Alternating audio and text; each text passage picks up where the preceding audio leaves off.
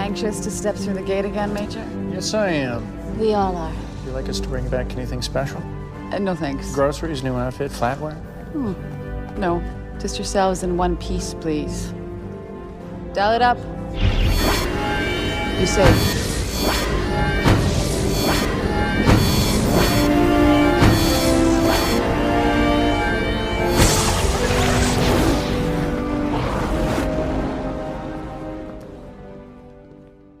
Welcome to the Jumping Puddles podcast. Be sure to listen to us on Spotify, Apple Podcasts, and/or YouTube.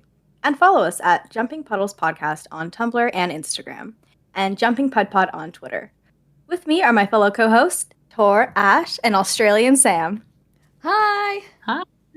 Hey!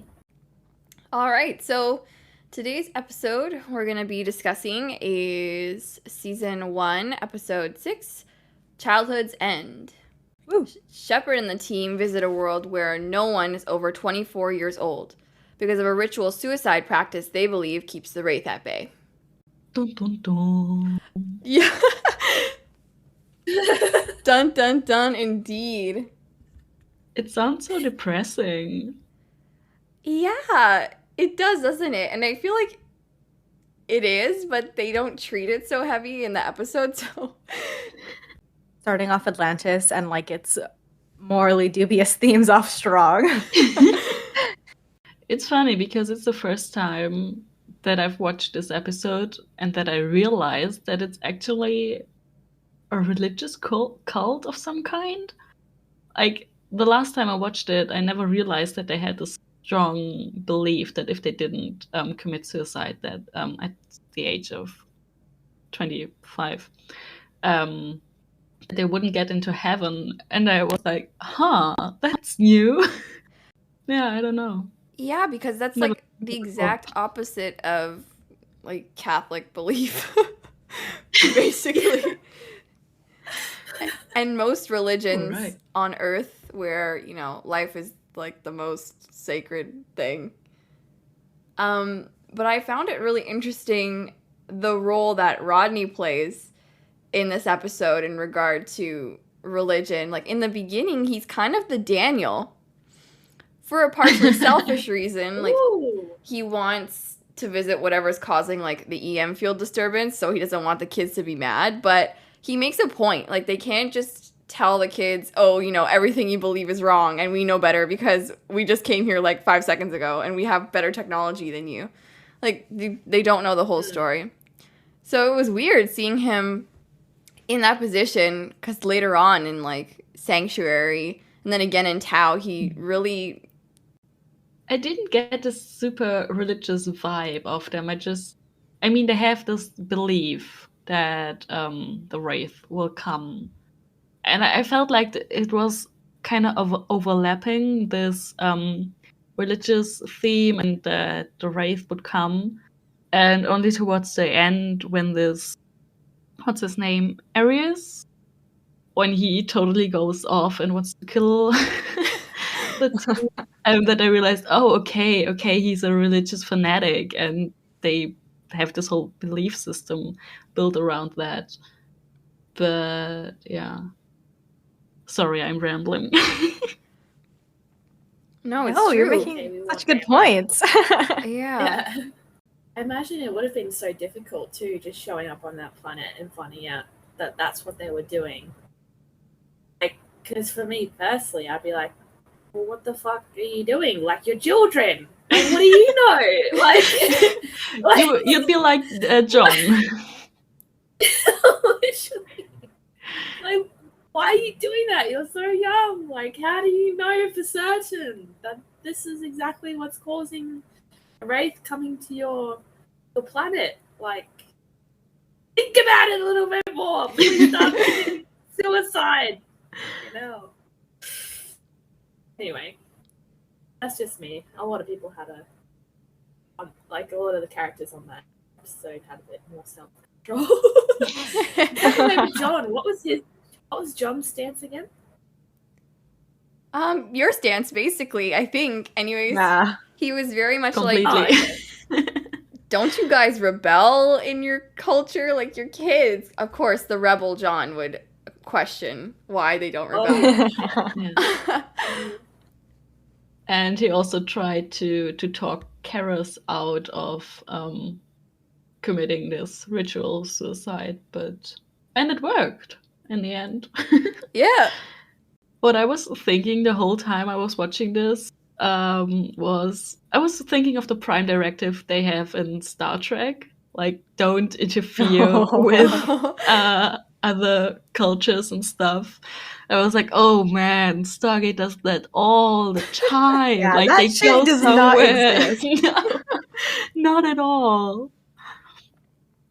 They changed the complete culture of this planet. I mean, it can be discussed whether that's good or bad in that case, but it's still they have such a deep impact, and Well, it kind of gets into the whole like when Elizabeth. Okay, I know we're jumping all over, but when Rodney like takes the CPM and like goes back. First of all, Rodney said "fuck kids." He said they're too black. And John's like, "Yeah, fuck kids," and Taylor's like, "Wait, what?" Just like the one brain cell and the voice of reason in this. She's the only one with a conscience, and so is Elizabeth. Because Rodney like just jacks the CPM and goes back to Atlantis, and she's like appalled. She's like, "What moral superiority do you think you guys have?" Yeah. And I was like, "Get his ass, Elizabeth," Yeah. because like, what are they on? John and Rodney were, and like, Ford was just kind of following along, I think, but like, those three were dead ass. Like, yeah, let's steal from children and leave them all like defenseless. And Rodney's trying to like justify it by like, oh, they can move with us to Atlantis, and it's like, Rodney, I don't think you understand. Like, there's so many of them. Like, there's so many things you're not factoring in, babe. Yeah, like, do you really want a bunch of kids running around Atlantis? Like, come on, there's no daycare. I don't think he thought that through. He was No. just like, oh, CPM. That's going to help us. Like, nah. Consequences I can deal with later. Yeah. No, and then he says like, oh, like, well, we can just put them on the mainland. And it's like, so this, hold on. He's like intent to just go around to different cultures, different planets, steal their ZPMs, take the natives, uproot them out of their planet, and just dump them on the mainland. Like, what the fuck? This is some for real, like, colonizer. Ugh. What could go wrong? To him, it's the same thing. Forest here, forest there. You know, it's all Canada. This is really, like, the first episode, right? Or, like, maybe the second, that we see, like, how far Atlantis is willing to go. And how they're, like, totally okay committing war crimes. Well, at least War crime. this team, right? Because Yeah, Atlantis Atlantis. yeah. Or, like, the show itself, sorry. Oh, yeah, okay, yeah. You raised an interesting point about Elizabeth being like, yo, we can't abolish these people's culture just to get what we want. And I love how she plays the role of Rodney's Jiminy Cricket, almost. Like his conscience in this episode. And it's like a nice little sneak peek into her Rodney management style that we see throughout the series. Rodney management style, a guide. A guide to dealing with Rodney. Yeah. Yeah, and Taylor too. Like, because it's Taylor and Elizabeth both trying to rein in Rodney and John and just being like, hold on. Yo. You guys are not thinking clearly. Listen to the women. I'm telling you, please, please, for the love of God, listen to them. Yeah, and I'm shocked. Like, he actually does after he... Also, this is totally not important at all, but I feel like Rodney's anthem for this entire episode was just move, bitch, get out the way. Like, he invoked Ludacris so much. Like, every minute he was telling a child, get out of my way. Please move. Can you move? Like, every third line. Oh, I fucking love that That's so right. much. Yeah. He even told the grown-ups like 2 or 3 times to get out of the way when he was like walking right through the group at least 2 times. I was like, dude. Rodney doesn't give a fuck. Not everyone. Fucking get out of the way.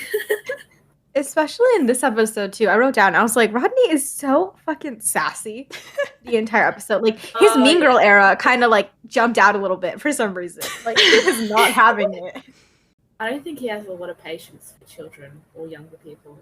Oh, Like, I think he has a hard enough time dealing with adults as it is, quote unquote adults, let alone actual children. When I say that, well, I don't think 20 to 23-year-olds are children. They 4-year-olds. I was gonna say, I think it was so sweet though how like obviously like he was like trying to fight a kid early in the episode. But by the end, he was like, "Oh, come here, guys! Like, hide in this little cave, and like, I'll give you chocolate." And it was like, "Oh, okay, progress." That was so cute. But also, when the children asked if he had chocolate, he was like, "Yeah." And then they stood there, and he was like, "Huh? What's going on?" And oh, you want some? Yeah. Rodney got like a crash course on kids. Rodney and John, because John was also like, "What the fuck? How do I deal with this?" I think I was a little bit like Ford through the episode, watching Rodney struggling with the kids. Like I was enjoying it way too much. I was gonna say, I love Ford and Rodney like in this episode. I feel like, I don't know, like it's just so endearing. Like it's when Rodney's like sassing him in the beginning, like Ford's just kind of like laughing along and like just Ford the entire episode is just cracking up. Like he thinks it's hilarious. And I don't know, I feel like later on, I feel like they show like Ford getting more annoyed with Rodney. Like, eh. But I just love how like he was just so amused by everything Rodney did. Yeah, and he was doing a great job of babysitting. I feel like all three of them. Yeah. When Rodney was ready to fight the child, like his fists were up and he was hitting the child. Which, by the way, I always cite as the moment I fell in love with Rodney McKay. But When he anyway, tried to fight yeah, a child. Amazing. yeah, it was great. Even though maybe babysitting 101, don't get the kids hyper on chocolate before you have to watch them. But anyway. Well, he had to lure them away from the mean old man. Which brings up an interesting point. We get to hear the team's difference in age. So Ford is the youngest. He's 25. And we don't really know how old John and Rodney are in comparison, but like they're significantly older, like 10 years, I'd say, right? I think so, right? Like mid-30s. Mhm. Who's older actually, John or Rodney? Is there someone know? I think John is older than Elizabeth, but I don't know how old Rodney is. Wait, we gotta Google this. Yeah. Yeah, wait, they never really specify though. Already. Okay, perfect. Because I was gonna say too, like, because how old is Taylor then? Yeah, see, I thought that Taylor was closer to Ford's age, but maybe she's actually like in the middle. Yeah. Yeah. I thought she was maybe 28 or something. I don't know. I don't have confirmation on that. But that was my feeling. Yeah, I feel like I agree with that. And John maybe mid-30s, and Rodney mid to end 30s, late 30s. By the way, why I'm changing this subject again. Why is Rodney wearing a different uniform than the rest of the team? Oh, yeah. Okay. And that's not the first Weird. time. Yeah, he's wearing like this gray, light gray-ish. Yeah, I think they were trying to establish that there was a difference. Like he was this quote unquote science guy of the team, and I think they initially tried to get him like on the team without a gun, and like he was there to do the thing, but everyone else was there to protect him, kind of thing. So maybe it was just kind of a symbol that, like, and then later on when he started wearing the same thing, that he was starting to become a member of the team rather than like a specialist. Oh, Ooh, that's cool. so I true, like so that. true. Yeah. Although I do have to say, I love the light gray fits everyone else has. So like John Taylor Ford, I love how it like looks with like their black vests and stuff. Mm-hmm. Yeah. Especially on Taylor. I know we talked a lot about fashion last week, but I mean Taylor rocks this uniform. She just looks Yes. Oh so good. yeah. And with the long hair, it's just Yeah, obligatory praise for the long hair and Yep. bangs. Right here, insert here. Yeah, because I don't know. I feel like I'm not a big fan of the all black later seasons. It looks okay sometimes, but I love season 1. And I do wish Rodney was like mashing with them, but I respect and I understand why now. Thanks to Sam. Also, while we're on the uniforms, I noticed that they don't wear their patches of world, like the Atlantis and flags. That's so interesting. Is it just for the base, like that they know where they are from? Or what's the point? Yeah, that's a good question. Yeah. Because I feel like for season 1, I feel like it doesn't make a lot of sense for them to not go with their patches. But I feel like when is that season when the Wraith thinks like they're destroyed, right? In like the beginning of season 2, so they have to like go around and like pretend like they're not from Atlantis. I feel like that would make sense if they were like, okay, yeah, take off your patches. No one needs to know we're here. But you stumped us. I think maybe it's because that off-world aliens or other races aren't going to know what it means anyway, so there's no point wearing them. Whereas I think they wear them on Atlantis so that people are aware of where they're from, maybe, and but because off-world people or aliens are literally going to have no fucking idea. So what no the flags are. Oh, yeah. Yeah, maybe, I don't know. Like, why do they wear them on Atlantis anyway? Yeah, like I get it's for the audience, like for us to see, like, oh, this person is like not everybody is from the States. But it's interesting, like, what is the base reason for that? Yeah. Another thing that I wanted to bring up. Sorry, I just keep going through my notes. Is that I got a bit annoyed when John asked Karis how old he was, and he said 24. I was like, how does this work? How does he have the same time measurement as Earth? How does John know that 24 years here are the same as 24 years on Earth? Oh, true. No, It's just question. It's just like the Asians. Like that's their excuse. They can just be like, "Oh yeah, the Asians like left the same like they gave us the same calendars of Pegasus Galaxy." Like some lazy excuse like that is going to be the reason behind it. Okay, but still, if he has years, it's probably divided by days, and days are measured by the time a planet like goes around. Sorry, I'm blanking. Maybe Atlantis acts as like a alien translator hub, kind of like Doctor Who had the box that kind of translate the alien languages to English. Maybe they have some kind of. So that seems a little advanced, but it's possible. Atlantis transmits to all other planets in the Pegasus Galaxy.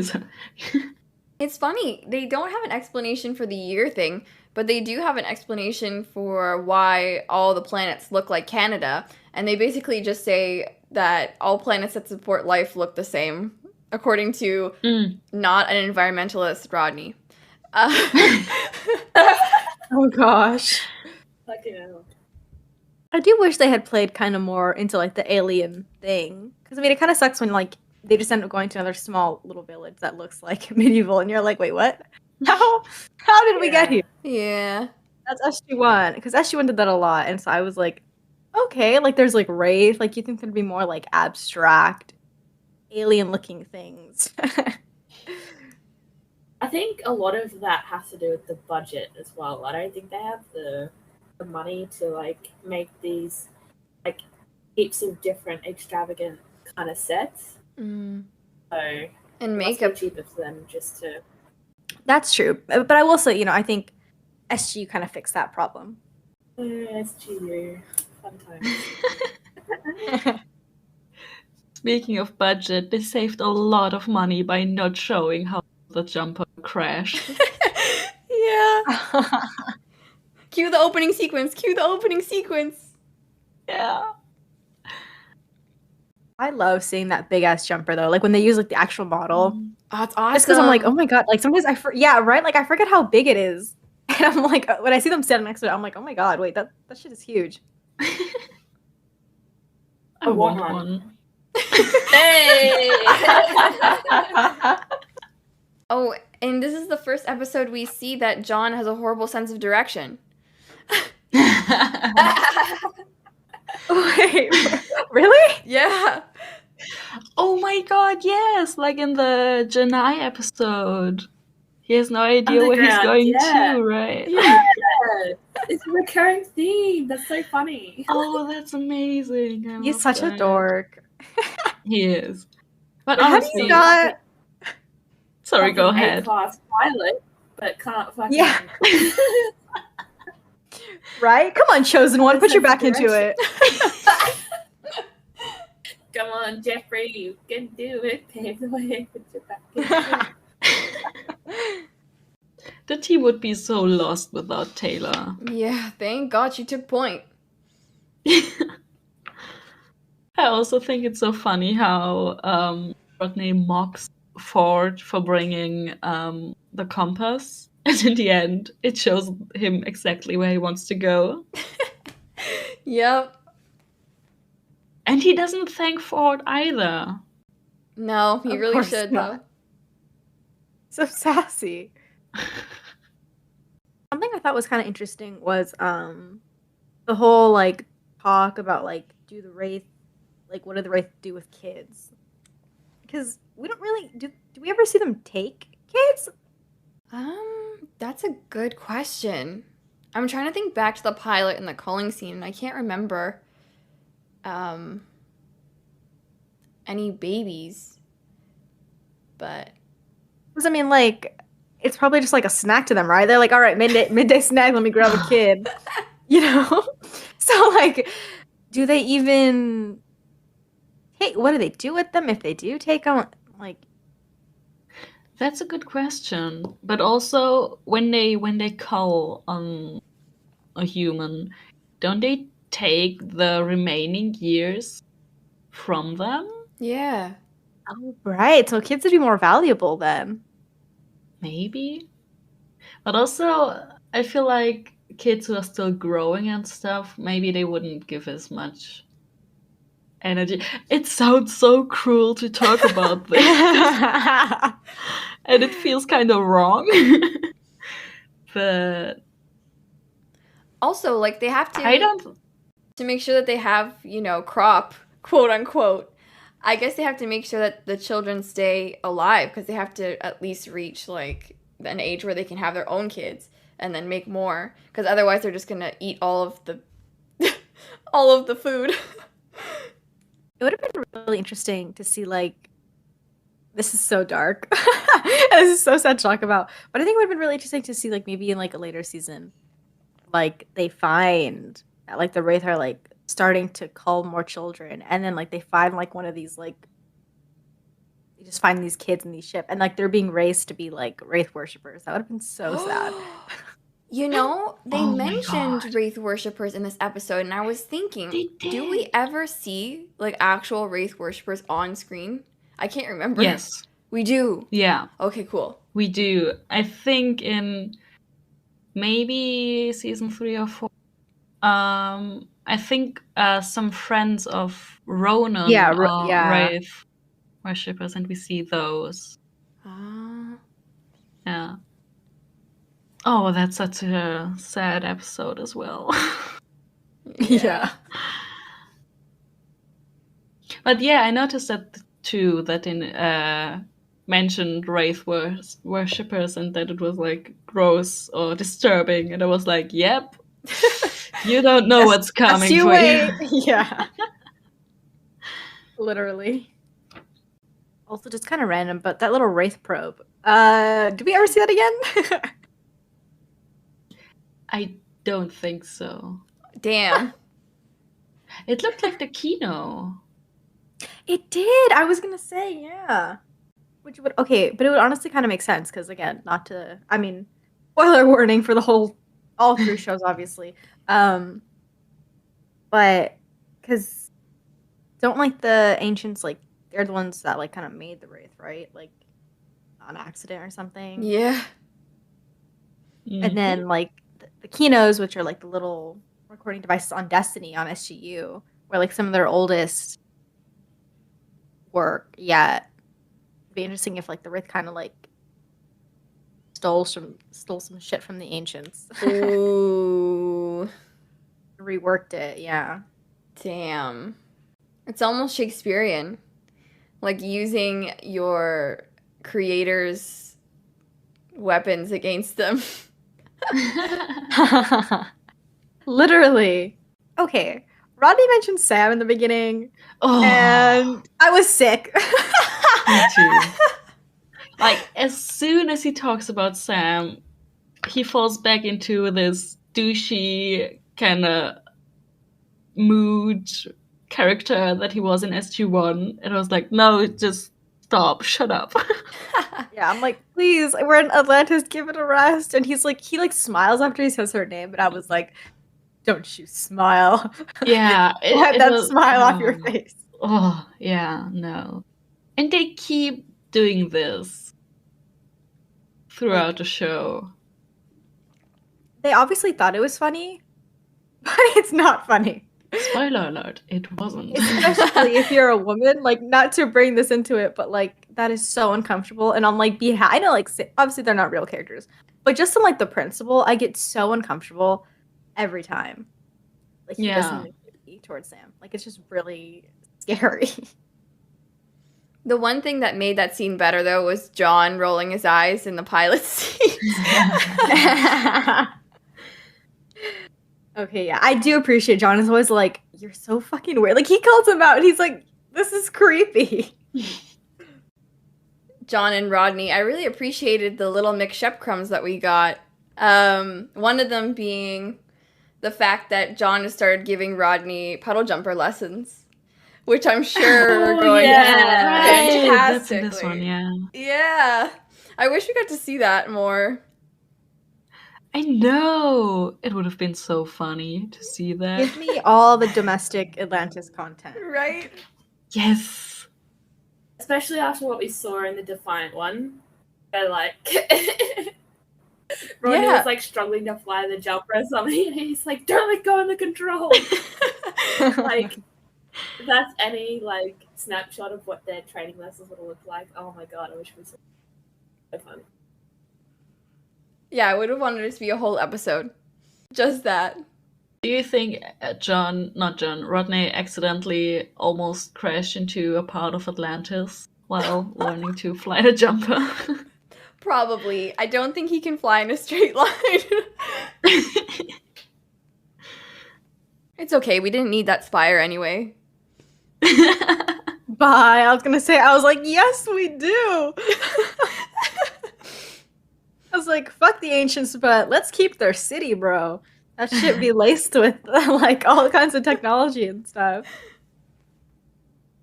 After that, they decided to move all the flying lessons to the mainland. Yeah. Much safer.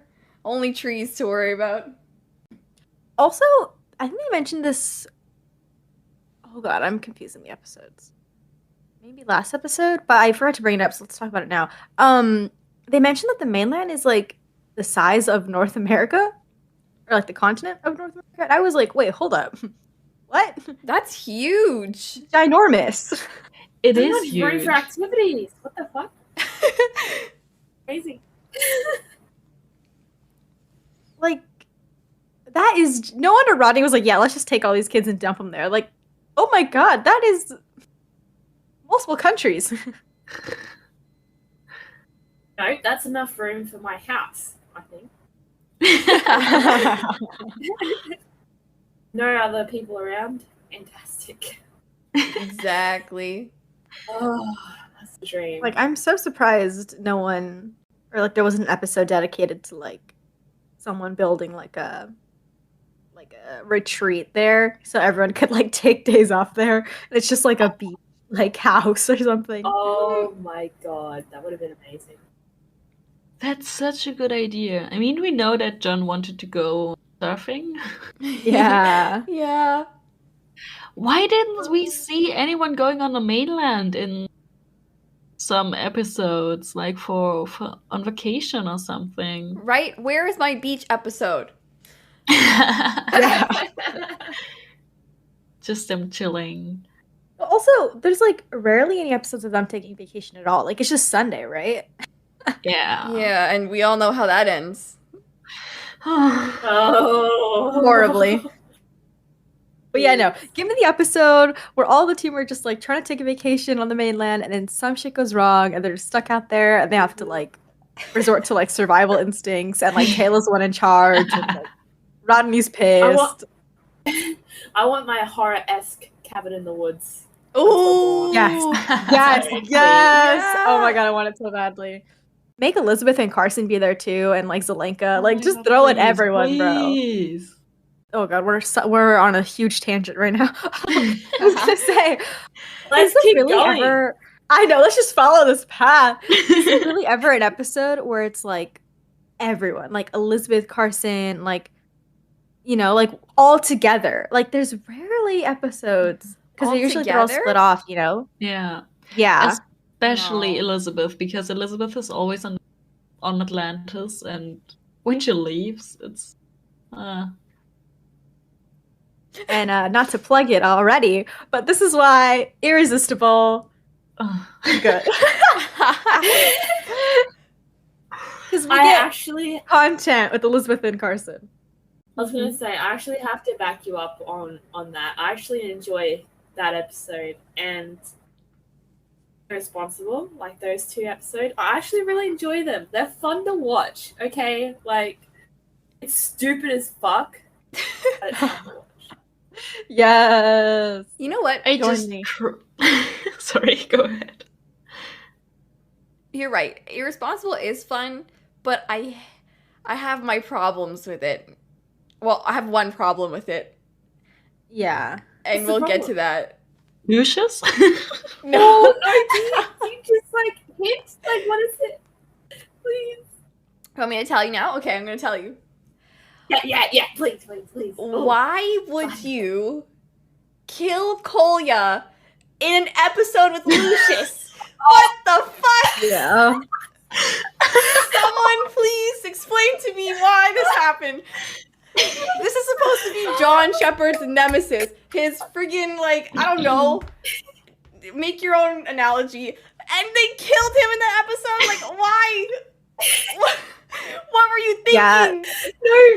Yeah. Actually, no. That's like if they killed off Voldemort in the Chamber of Secrets.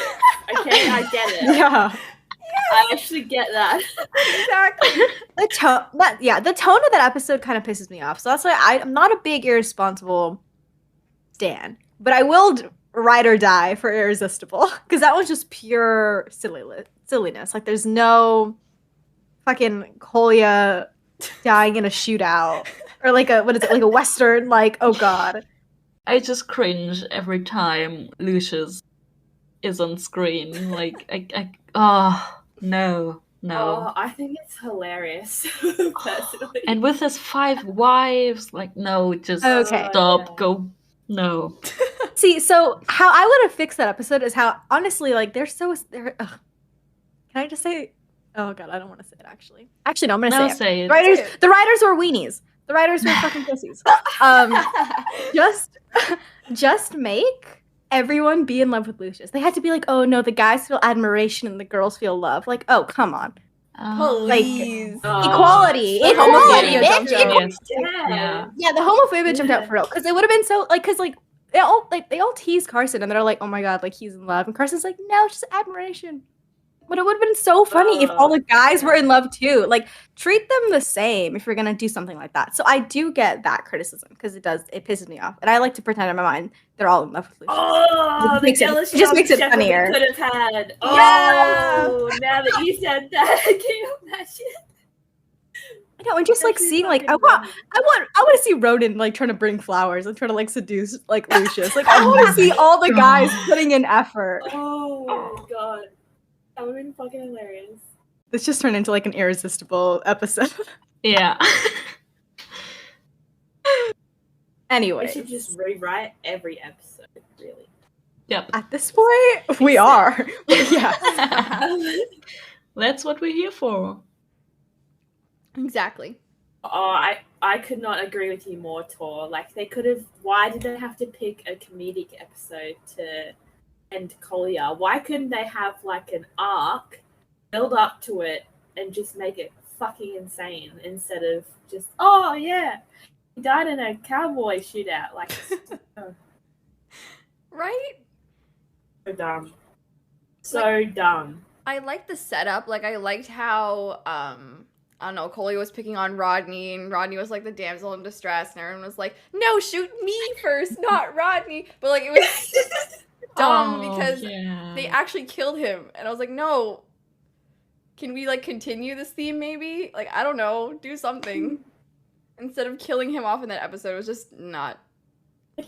Fucking, Simba and Scar of The Lion King had a better ending than what they did. Like, it's just... Fucking animated series, really? Exactly. I mean, like, nothing compares to The Lion King anyway, so, like, it's understandable. But, come on. Stargate who?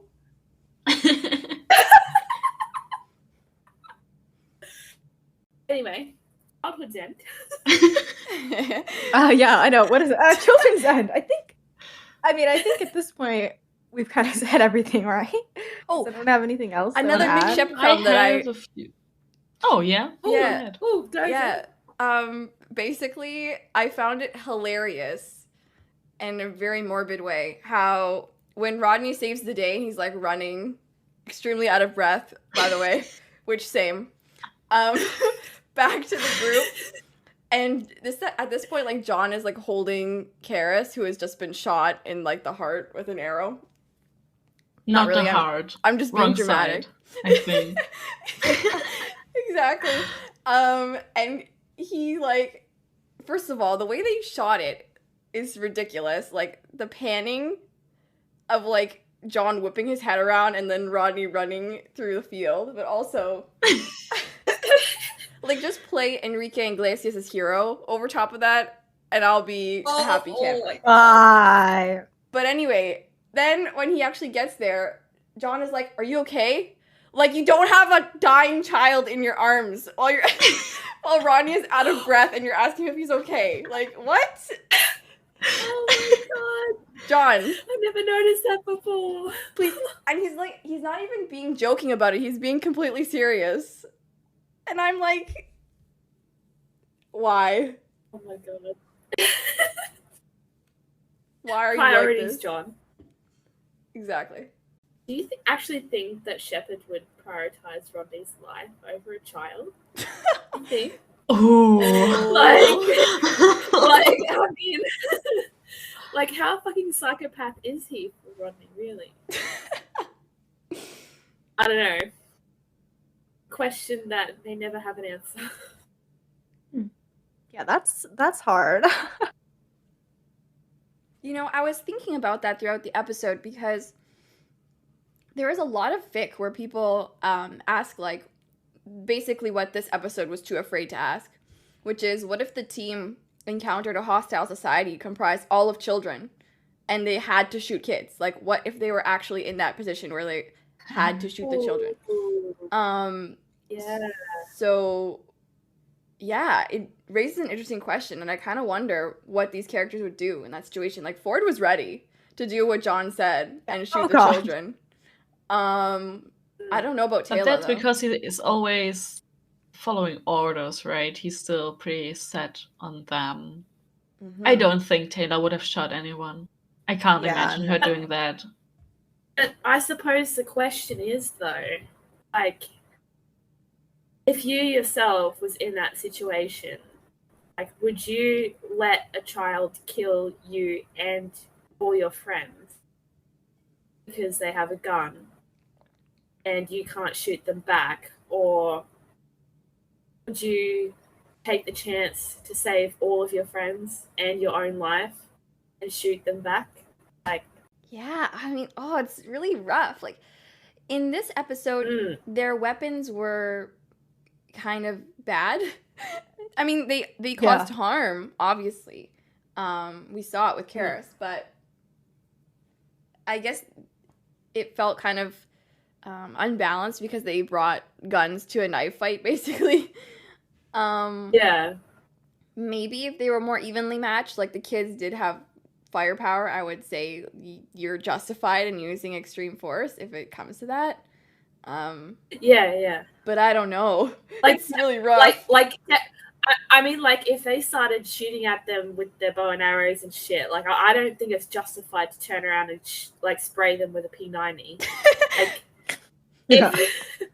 if they had like equal weapons, I think it could be justified to a certain point. But as you said, like, yeah, no, if it was like done to a knife fight, probably not. Yeah. Just fucking run.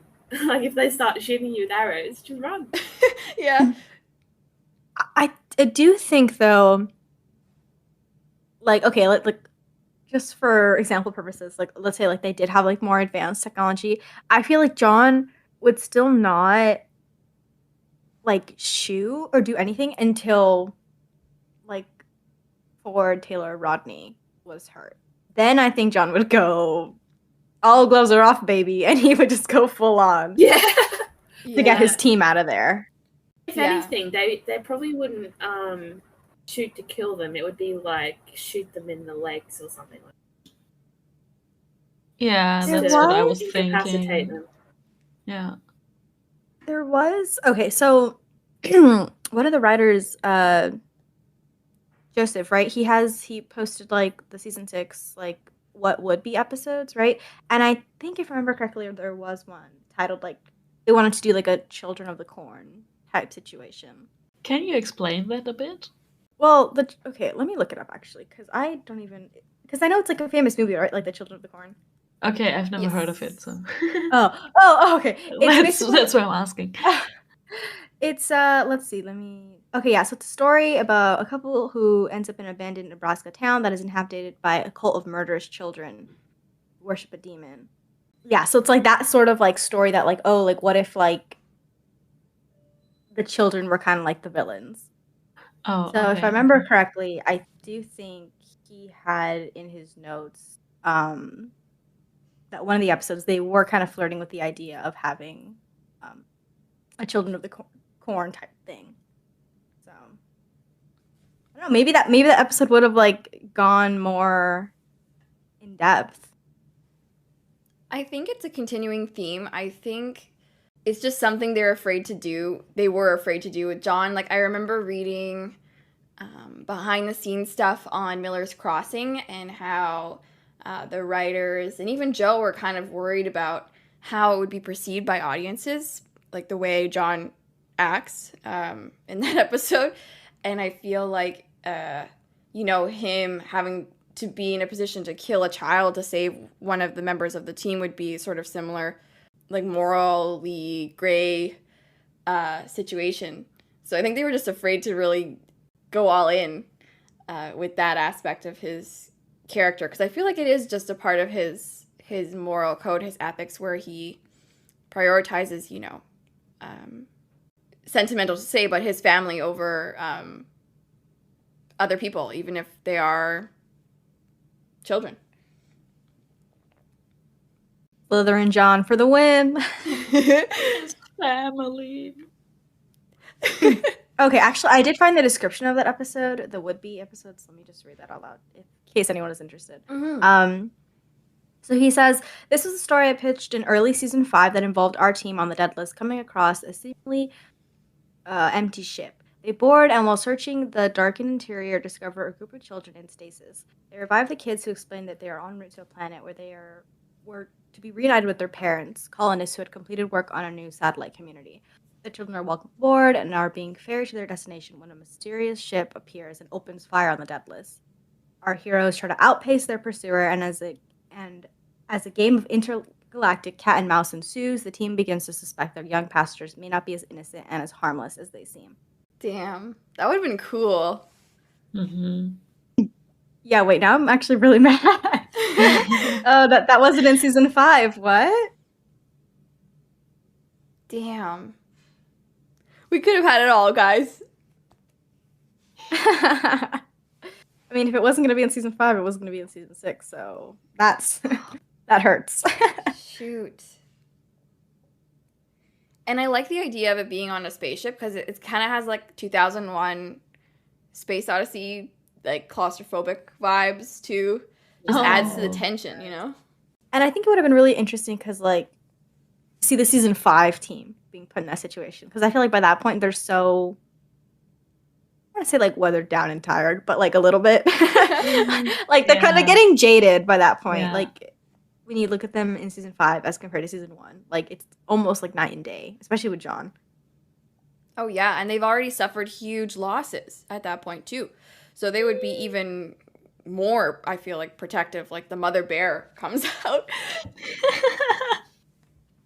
I'm sure, yeah, John would have shot a kid in that episode. Not to kill, but for sure he would have. If like they didn't want to leave the ship, if they were like on the dead list, kind of like starting to mess around and like destroy shit. Oh yeah. Yeah, if it was like a you or my friend situation, I feel like, yeah, you are going, you know? You were going. It would have been really cool. Sorry, okay. We're gonna stop talking about this after. But it would have been really cool if like it turned out like those. I mean, this is kind of like a loophole though. If they wanted to like make it not as bad that he shot like a kid, they could make it so like at the end they find out that like the parents never existed. Like they're like ancient beings who just kind of like stay stuck or maybe just take form of children. Yeah. Just to sort of like take advantage and sort of like, yeah, like hop on other ships. They like kill them, all the crew, and like they steal parts and stuff, and they go back to their ship and like hibernate or whatever. That's awesome. So he's basically killing ancients. Yeah, or like some ancient. I mean, it could be ancients. It could be like some alien if they wanna keep the ancients are good storyline going on. Mm-hmm. Which brings me back to the episode. Good tie. The gods or the religion that these kids believe in, are these the ancients? That's a great question. You know, I think it's never mentioned. Yeah, but it makes sense because they have like this this shield and the ZPM. Oh my god. But it's never mentioned. Yeah, because like how would they have this technology otherwise? And do you think that the ancients put this suicide pact in place, or do you think that it just developed out of their society because they were running out of room? Full side of the ancients are not great. And so in case you haven't been able to tell, but I could definitely see like the ancients leaving and being like, oh, by the way, this is what you're gonna have to do now, and the people being like, wait, what? And then the ancients being like, well, this is the only way you're gonna survive, like, sorry, and then like just piecing out, and then like this is a darker turn. But I was thinking too, like, what if they like actually just killed the elders, killed all the grown-ups, and just killed the kids? Damn. Wow, we're going so dark. We're going so dark here. This is my bad. Dark episode. Okay, a part of the last part, I'm going to agree. I think it's also mentioned in the episode that the suicide pact and the shield were roughly put into place at the same time. Oof. Yeah. So, and the whole religion revolves around this, right? So I think it makes sense that those who built the shield or who set up the shield also made this "you're gonna kill yourself when you turn 25" thing. Oh man. So interesting too, because like I would have loved if they like brought this up more. Like I would have loved if we seen like more of a reaction from everyone, like being like, "Oh wait, like the ancients did this," but no, they're kind of like, "Oh yeah, that sucks." Anyways, Yeah. Anyways, don't do that anymore. Yeah, they didn't really put 2 and 2 together. And if they did, they didn't care, you know? Enough to be like, oh my god, why would the ancients do that? Also, when did they move from like the old city to tree houses? And why? True. Oh, and in the old city, the whole nature took everything back and we have leaves here and branches there. It looked so bad. You could see that it was just put there so Rodney had this little discovering moment of pushing away some leaves and oh, there's the device. His little Indiana those Jones poor moment. set designers. Yeah. Literally. With his compass. Okay, I have one more question, but it might be a bit dark as well. Let's just keep this theme going. So would you rather live 24 years in peace or like 80 or 100 years in fear? Oh. I mean, this is tough. I think I'm with John on this one. Like, even an extra day beyond 25 has something to offer, I guess. And, you know, even, like, thinking of the Euthosians, even though they lived in fear, they still live their lives. So, yeah, I would say I'd rather live, I think. Yeah. Okay. How about you guys? Yeah, I gotta agree. I'll take my chances, honestly, because like, when I think about it now, I'm turning 24 this year, and I just think about it, and I'm like, bro, I am like in my mind, I'm like, yeah, no, I'm a baby, I'm little, like, Aw. there's so much of my life I have yet to live. So like, and then they talked about like Karis, right? Like he had kids.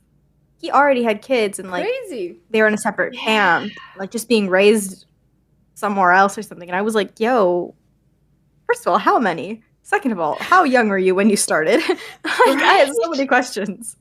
So yeah, no, I'm taking my chances. I'll let a wraith eat me. It's fine at like 50. How about you, Ash? How do you feel about the whole... Ah, damn it. I was hoping you wouldn't ask. Because the things you guys said make sense, especially with the Euthosians, that they live and they know about the Wraith and they are not protected except by their way of living and maybe people like Taylor who kind of feel the Wraith coming. So if I could live with the Euthosians, yeah, okay, I'm gonna take my chances. Yeah. Oh, I'm probably with you guys because 24 years is not a lot. And it's kind of scary. Yeah. Yeah, and building on what Sam said too about Karis, like, he had children, sure, but he can't even enjoy them. You know, like, he'll never be around to see them grow and stuff. And he had to grow up so fast. Like, he had to have kids so fast to ensure that their population would still be a thing. And so, yeah, it's sad. It is. He would never be, or all of them would never be the parents of their own children, I guess. Yeah. They would take like a parental role for the kids that are sent to them from the other villages, which I, by the way, hope to have seen more of. Yeah. We only saw such a little part of the society of this planet from one village where by coincidence there's a guy who can be convinced not to kill himself. And it would be interesting to see the rest of the planet and how the others are doing, and if things are different in other, or things are handled a bit different in other villages. Also, after this episode, they said they were going to visit and like see if everything is going right and if they need help. It would be so interesting to see how they developed after everything changed. Totally, because they mention it. They mention the planet a couple of times. I think in Outcast and in Critical Mass, and they don't show it. That's they only show us back. Yeah. So that's so weird too, because like when you think about it, like it's kind of funny to say, but these children are like their second allies. They've made independence. Like you'd think they'd be more like, you know, around. Especially at least in season 1, or at least we'll see them later, you know, but nope, they're just mentioned. Literally the only people they didn't isolate in some way. The only people they honestly didn't fuck over. Every single one of their other allies, like the Euthosians, have been like moved and like taken away from their home. Kids got away scot-free. Exactly. Yeah. Wow, that's so funny. We talked about so much stuff that didn't go well in this episode, but in the end, they actually helped them. But that brings me back to my point that this is kind of like their savior complex. They go there and they see how things are going, and it's not their way of Earth or the American way or whatever, if I'm allowed to say that. And they want to change it. And I mean, of course it's cool that they don't have to kill themselves anymore, but they changed their complete lives. I don't think that should be underestimated. I know there's a pretty famous post on Tumblr that kind of talks about how like each Stargate show is kind of like a different period in like American history, kind of, and people say that Atlantis is very much a post-Iraq War kind of show. Without getting into all that, I just have to say yes. Totally. The sentiments are exactly the same. And that's why even more it makes me want to know, like, if they're really nurturing these kids, like, to live full lives. Because they can't just, like you were saying, they can't just change their entire culture and then expect them to be okay on their own. Like, they have to learn how to live now past 24, you know? They have to learn a bunch of stuff. Like, they can totally slow down their whole life cycle. So maybe don't start popping out babies right when you turn 14, you know? Things like that. They would overpopulate the planet real quick if they kept that. Yeah. Gotta give them some condoms. And I love how in the end, John is like, yeah, we're going to get people to come teach you about that. Not me, though, because I don't want to have that uncomfortable conversation. John's like, not me, though. Y'all stay safe. Yep. Yeah, I think that's it. Okay. Ash, take it away with the Bechdel test, which I think we all know the answer to. Yeah, the Bechdel test. This episode fails. Wah, wah. Miserably. Yeah. It's really sad. And it makes me a bit angry because Taylor and Elizabeth are both individually saying this is a bad idea several times. And Taylor is on the planet with them, and Elizabeth is back in Atlantis. And I mean, apart from the fact is that this episode doesn't have two women who talk to each other, yeah, it makes me a bit sad that the women in this episode said, hey, this is a bad idea, and they didn't listen. Plus, they failed a Bechdel test. Yeah, like, I wish instead of Ford maybe Taylor went back to Atlantis with Rodney, and then they could, kind of talk to him together and be like, well, let's think about this, like in that scene where Liz was talking to Rodney about why it was a bad idea to take the ZPM. They could have done it together instead of, separately where no one was listening to them. Yeah. Again, we just keep rewriting these episodes. Yes. And it's so much fun. It is. I definitely think a scene like that with Taylor and Elizabeth would have been so good. Especially because we don't even see Ford when he's back in Atlantis. No. Right? Like, he's just, Right, yeah. I don't know, he went to go take a nap, I guess. He had more chocolate. He had like no input in this Mhm. episode too, though. I know. It's really sad. I think both Taylor and Ford were both kind of underserved in this episode. Yeah, I agree. Well, on that beautiful note of sadness, Tor, go ahead. Talk us through the behind the scenes. Oh, yes. Tons of interesting stuff about this episode. First, I want to say that the actor who plays Karis, you may recognize him from SG-1 as Lieutenant Elliot in Proving Ground, Summit, and The Last Stand.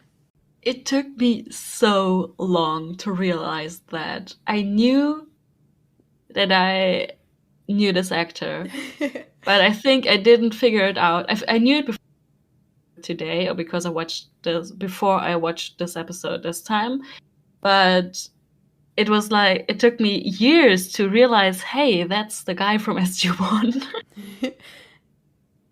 This is the Pegasus Galaxy version of him. Yeah. Oh my gosh, imagine people had like doppelgangers in the other galaxy. Oh yeah. That would have fixed so many issues. I think Atlantis and SG-1 in particular are just, especially Atlantis, because they just steal so much of the SG-1 cast. Yeah. And for me, it always takes me out. Especially, I think this one is probably the most egregious because he had such a big role in SG-1. Like, he was like he had a whole arc. Like, he kind of like watched him grow up and watched him like pass through the SGC and onto a team. Mm-hmm. And then we watched him die basically too. So like seeing him in this episode, I'm like, get out of here! Like, you were not supposed to be here. Like this one drives me crazy. Oh, really? That's interesting. Because for me, it's wait, what's his name? Simon. Yep. Simon and Nareem. Okay, the top two worst. I agree. That one pisses me off as well. Yeah. So bad. He's a DILF, so it's fine a little bit. But like, please. Oh my god. That was Stop. not what I was Hey. expecting. Excuse me? You all don't think Nareem is a DILF? No. Okay, bye. Sorry, Can I you didn't know. send me a It's photo, please? tasteless.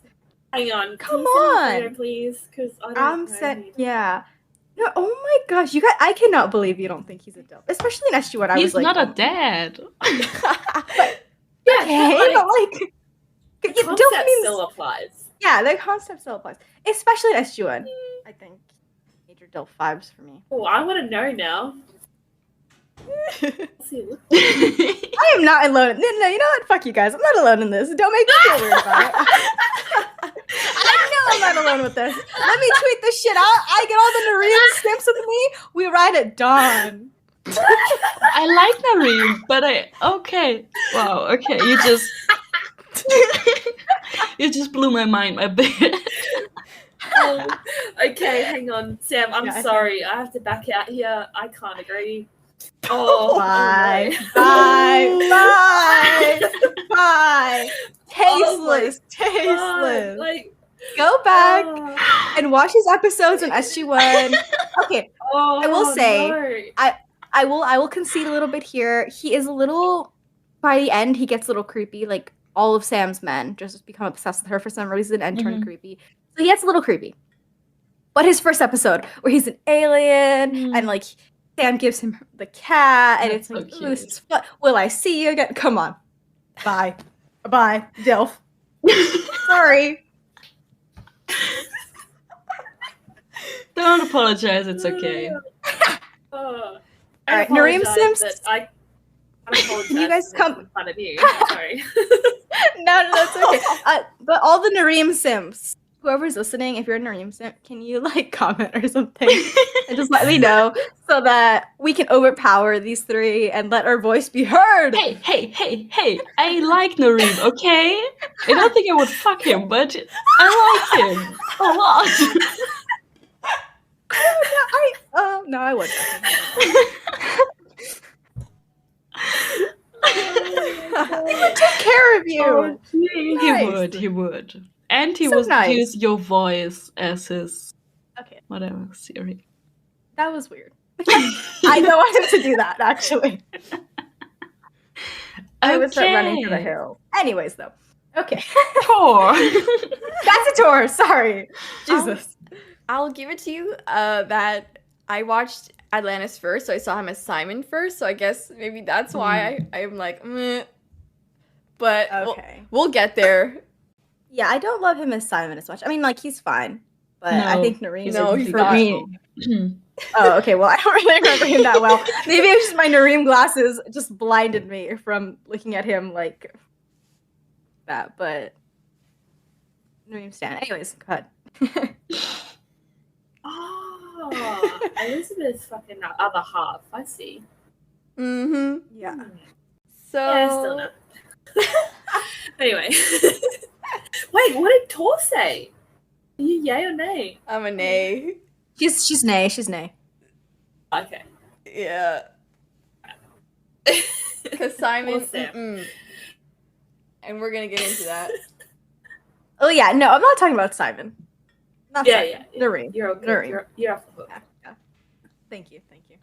He was not radiating that same level of DILFness, Simon. It wasn't giving. It wasn't giving what he gave. As an alien. Okay, anyways. Back to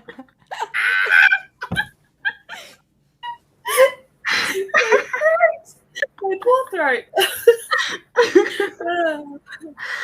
Oh god, I apologize if you have microphone on. Jesus.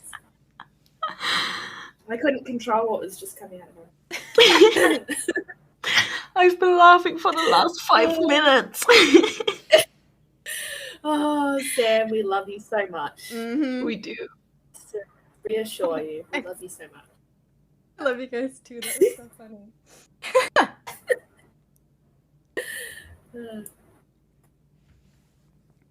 Anyway, Tor, back to you. Officially.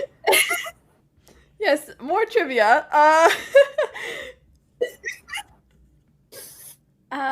This is also the first quote-unquote filler episode of the show. Why is this a filler episode? Martin Giro called it a filler episode because it didn't really advance like the overarching plot because they like found a ZBM but they couldn't use it. So it was like, well. Oh, okay. Yeah, so you could take it out. It Yeah. would do nothing to the plot. Okay, yeah. Good. He also mentioned that the planet, its designation is M7G677, and it's after his birthday, which is July 6, 1977. That's cute. Also, And that seems so Stargate, sorry. That they would do something like that.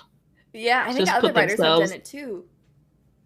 Oh, that's cool.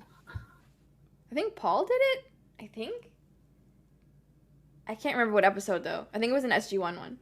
And also, according to Giro, the inspiration for the guards, Casta and Cleo, Rodney's little Klingons, came from a rather long airplane ride where he was sitting behind two extremely hyper twins.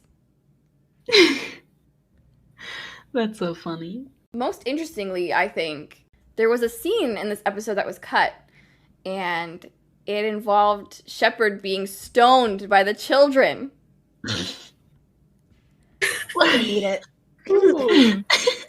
I need it right now. What? That is insane. Oh my god. Like, was it played for laughs? Was it supposed to be serious? I want to know everything. I think it'd be played for laughs, right? Because they're like, maybe they're like, at the end he's like, or the kids are like, get out of our planet, like whatever, you solved it, but get the fuck out. And I can just see them picking up some rocks and just throwing and jumping like, hey, wait. He gets like grit in his hair and he's all pissed off about it. I just imagine the look on his face, and I'm screaming. If anyone has that deleted scene hidden away at MGM, release the footage. In the archives somewhere. Release the rock cut. The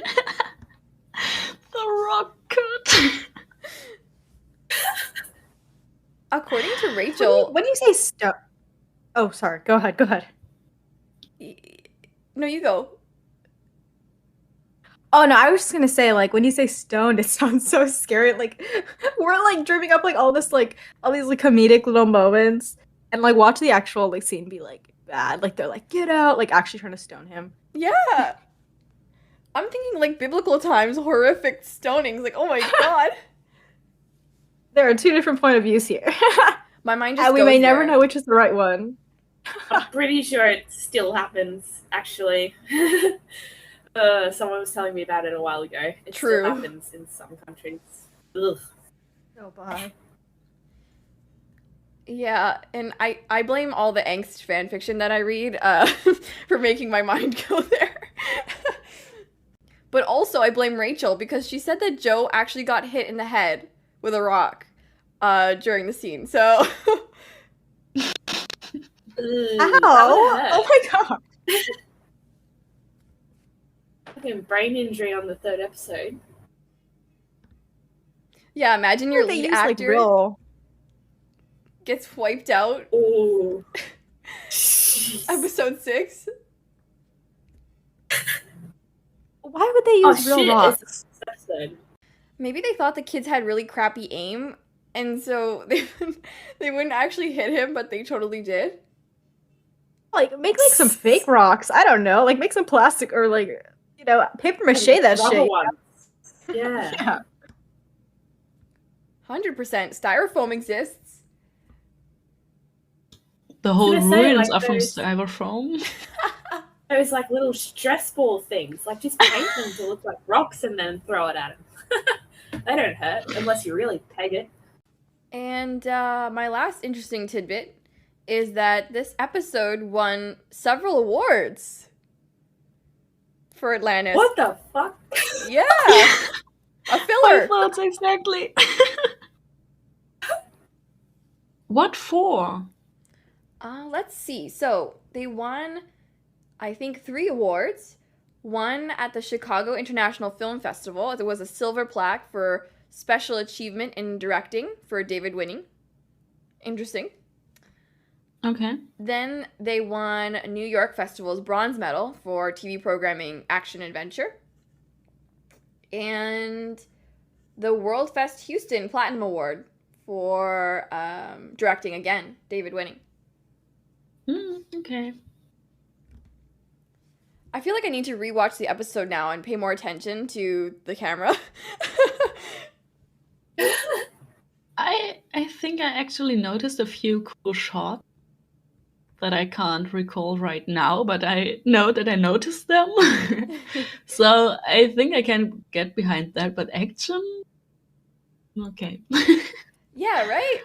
Because there wasn't a lot of, there was a lot of pointing weapons at each other, but there was not a lot of actually firing them.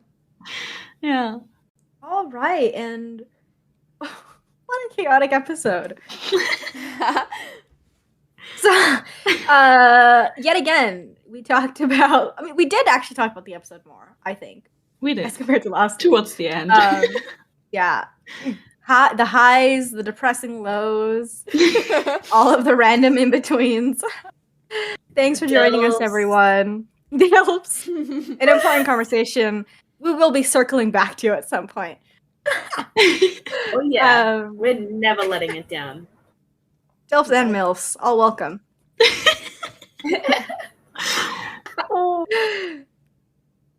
Thanks for listening. Be sure to check us out on Twitter, Instagram, Tumblr, all that good stuff. And check out the description if you want to follow our own personal accounts, if you want to see more DILF talking. We're all willing, or I in particular am willing to discuss DILFs. Anyways. Guaranteed. Guaranteed, you will get a response from Your all of money us. back. Your money back. All right. Hope you enjoyed the episode. Everyone say bye. Bye. All right, you clowns, listen up. I don't often get a chance to say this, so savor it. Good work, boys and girls. Let's go home.